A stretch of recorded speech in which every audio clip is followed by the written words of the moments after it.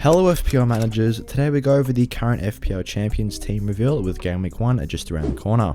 In today's video, we discuss the full 15-man squad from Jamie Pigott's team as he won last season's FPL. Don't forget to leave a like and subscribe as we try and hit 8k subs by the start of the new Premier League season, and with that being said, let's get into the video.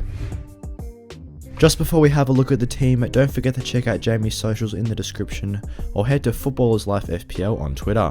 So taking a look at his goalkeeper, he's gone for the maximum price keeper in Edison. I have seen Edison become more of a popular pick closer to the Game Week 1 deadline, as he's a great way to get into that Man City defence for relatively cheap.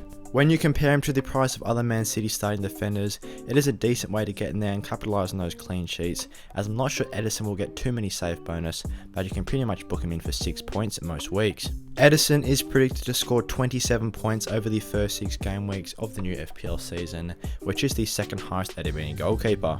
This figure is only bettered by Alisson with 27.8, but I just think with Man City's strong starting fixtures and their very good defence, Edison is probably the better choice. Taking a look at his starting defenders now, it's no surprise to see Alexander-Arnold feature here, as I'm sure he's going to be a popular pick amongst some of the best FPL managers. Trent was able to get himself a goal in his most recent FPL Community Shield game, which does hold me with good promise that he will continue his strong attacking form next season. If he can add some more goals to his tally, he's no doubt going to be one of the highest scoring players in FPL once more, as he offers very good potential at both ends of the pitch. Alexander-Arnold is predicted to be the highest scoring defender over the first 6 weeks of the season, expected to score 32 points. This figure is actually only bettered by 5 other players in FPL, so considering his cheap price of just 7.5 million compared to some of the other highest scoring players, he's going to prove to be a very nice value pick.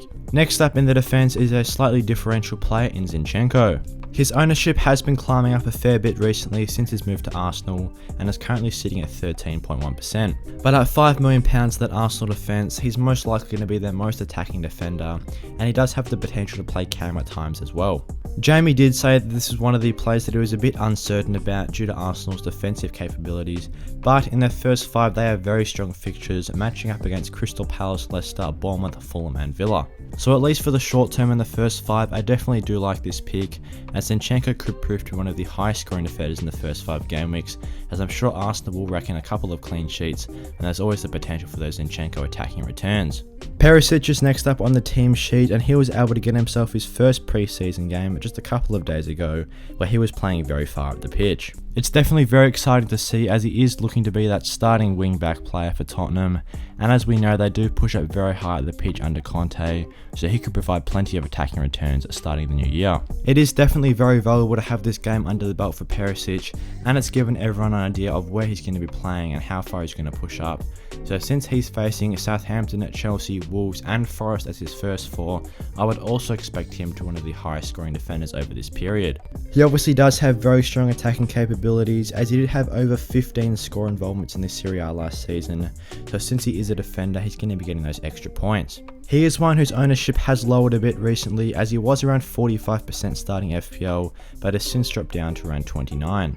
Next up, he's gone for Cancelo, making it a double up of Man City goalkeepers and defenders, and he is definitely preferring their strong defensive assets. Cancelo was the second highest scoring defender last year, scoring 201 total FPL points, and actually had the highest expected FPL points out of any defender, as he was predicted to score 225 by Fix. Across the 38 game weeks last year, he did take the most shots out of any defender by a total of 30 more than anyone else, and did obviously have the highest expected goals. So if he can start to turn home some of these chances, he's going to prove to be very influential for the FPL teams, and that's why he's slotted in there. And as the 5th starting defender, making it a 5 at the back formation, it's Kieran Trippier. Trippier faces Nottingham Forest at home in game week 1, then Brighton away in game week 2, so definitely 2 very good fixtures to start the season. Newcastle's defence has seen obviously lots of improvements, so I would expect their clean sheet tally to increase this season, and Trippier obviously is on set pieces and corners as well, allowing for that extra attacking potential with his assists. In just 400 minutes last season, Trippier was able to also get himself 2 goals and 1 clean sheet,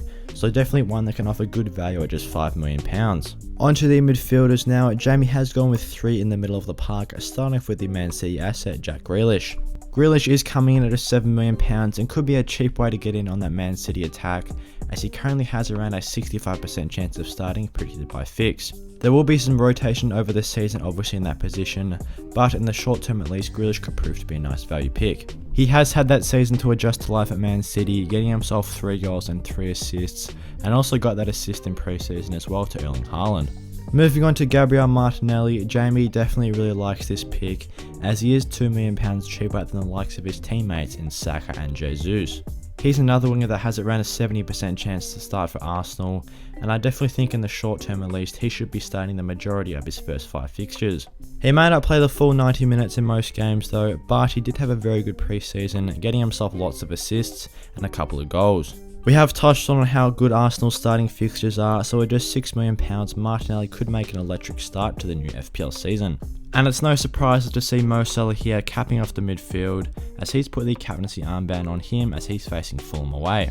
I do believe at the minute his captaincy is tossing up between Salah and Kane, but I definitely think since Salah's facing that Fulham away fixture, he's going to prove to be the better option. Salah does have a 59% ownership at the moment, but it wouldn't be surprising to see him be the most picked player amongst the best managers in FPL, as he is such an essential asset that is very reliable. Progressing to his forwards now, starting off with Harry Kane. Since Jamie has used up his 3 Man City slots, he's gone with Kane in striker, and he has said that he's preferred Kane since the start of FPL launch. Obviously Kane has proven himself in the Premier League, and with Haaland that is obviously a bit of unknown whether he's going to be rotated, how well he's going to slot in and so on.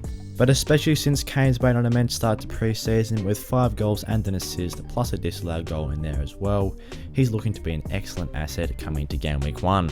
Speaking of, he faces Southampton at home in this match day, and I definitely think he will be one of the highest scoring players across this game week between him and Salah. Kane had very good expected stats last season, scoring similar expected stats to the likes of his teammate in Son. So if he can take more of his chances this season, obviously after having a slow start last year, and with that transfer rumours to Man City as well, I think he will be one of the highest scoring forwards.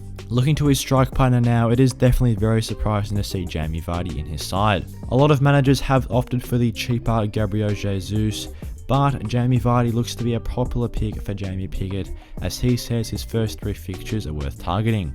After that, he will be willing to switch to Gabriel Jesus if need be, but I can see why he has gone with Jamie Vardy, as he does tend to start Premier League seasons very fast. Jamie Vardy faces Brentford and Southampton both at home as 2 out of his first 3 fixtures, and I would potentially see him scoring in both of these games, as he is definitely performing very well at home as well. Since he is more expensive than Jesus, it does allow him to easily transfer him down to Jesus if need be, so I can see why he's gone with this pick, as his differential with a less than 5% ownership. Vardy was very potent last season, getting himself a 0.75 goals per 90, which did rank top amongst all players that played at least 800 minutes last year, tying with Mo Salah. Taking a look at the bench now, he's gone with Steele as his sub goalkeeper from Brighton, as he should be stepping in place of Sanchez if he's out. Andreas Pereira is the second player on the bench and is one of the highest owned players in FPL at the minute at $4.5 million. Definitely the best player at this price, and as another 4.5 midfield, he's gone with De Silva from Brentford.